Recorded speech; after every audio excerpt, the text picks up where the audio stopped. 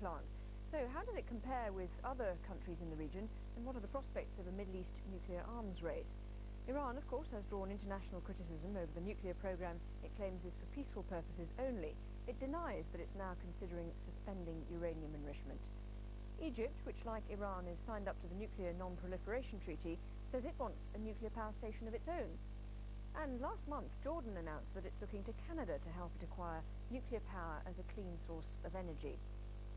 We're joined again by our guests. In Jerusalem, Kalev Ben David, the director of the Israel Project and former managing editor of the Jerusalem Post. From Tel Aviv, by Gideon Spiro, member of the Israeli Committee for a Mideast free from atomic, biological and chemical weapons. And in London, Elahi Mohtasham, a nuclear specialist and a senior research associate at the Foreign Policy Centre. Gideon Spiro, if I could come to you first. If this project does go ahead, how do you think Israel's neighbours will react? Look, I think they will react very nervously because they know already that Israel is a nuclear power, and they know exactly that another nuclear reactor will serve also military purposes. And I think that Israel started a nuclear race, and the only way to stop it is to stop this double standards in our area. Israel is receiving another treatment from the international community than Iran, for instance. There are too many people in our area who have a direct line to Almighty, not only in Iran, also in Israel. Okay. And the best way to let me just put that point. Let me stop you there. And let me put that point about the double standards to Gideon Spiro. Is that a fair comment? Do you think? Sorry, I beg your pardon. To Kalev Ben David, do you think that the accusation of double standards, on the face of it, does look like that, doesn't it? No, I don't think so, because it's been noted more than once, Israel never signed the Nuclear Non-Proliferation Treaty. It built its own nuclear program outside of the treaty, just like India and Pakistan. And that is the reason that we see the example of the sanctions being put on Iran. And another thing that has to be said, it's also not just a question of the nuclear capability, it's what you do with it. As Prime Minister Olmert noted, the president of Iran, Ahmadinejad, has talked several times about wiping Israel off the map. I think the notion that a leader of a country having his hand on the nuclear trigger who believes in wiping another sovereign nation off the map, you know, I don't even think it should be Israel that should be worried. Israel can defend itself. I think it's Iran's neighbors in the Gulf that have even more reason to be worried. We all would like to, I'm sure, live in a Middle East without nuclear weapons, in a world without nuclear weapons, but we have to be realistic about it. On the day when there is a Gideon Spiro in Iran speaking Farsi to the Iranian people, I'll feel that's the time when really we're moving in that direction to a nuclear-free Middle East. Elahi Mohtasham, the idea of double standards when it comes to nuclear issues, what do you make of that? I believe that the double standard exists and is not helping the security of international system that we all live in. And we should bear in mind that despite the fact that some experts argue that Iran developed its centrifuges or its enrichment program within the NPT, the facts on the ground doesn't support this. The fact is that Iran was under sanctions for a long time by the United States and European countries and international community. And actually, one of the reasons that Iran developed its centrifuges and its enrichment program outside the IAEA help, because as you know, IAEA never gave any help regarding the centrifuge program or even the heavy water program.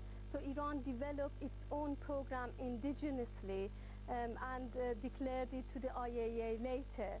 So it's not true that Iran misused its technological help from IAEA. It didn't get any help at all from IAEA in developing its enrichment program.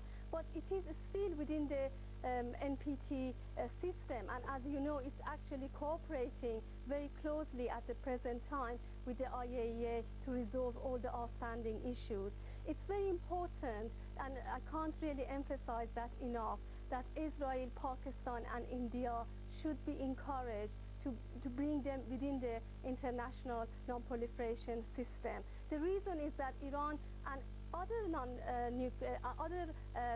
non-nuclear weapon states who are within the NPT feel that they are in a vulnerable state. They feel that, for example, if ever nuclear weapons are used within the Middle East or globally, they would be affected. There's negative security assurances, which means that the nuclear weapon states, the 5 recognized nuclear weapon states, have guaranteed not to use nuclear weapons against non-nuclear weapon states which are members of NPT, like Iran. Let me just stop you there. Gideon, Spiro, do you think that all the talk about the NPT and these other organisations, do you think in the end people think that these organisations actually work, or are people holding up their hands and saying actually the system has gone out the window and everyone is just doing what they want to do anyway, so why bother with all these treaties? No, the system is problematic because first of all, because of the 5 states which are allowed to have nuclear weapons. But the NPT works so far that I think 170 countries signed the NPT and did not develop nuclear weapons. If Israel, India and Pakistan will be an example for other countries, of course the system might break completely. I think that in order to keep the system working, the countries who are in the NPT should work to put Israel, India and Pakistan into the system, but should not work differently with Iran and differently with Israel. That's very clear today that Israel is using the declaration of the President of Iran, which are deplorable about Israel, but we have to emphasize Iran never threatened Israel with nuclear weapons. He is not very happy with the existence of Israel. That's another story. But he never threatened Israel with nuclear weapons. And on the contrary, Israel is the one who is threatening today Iran with military operations. And we should not forget it.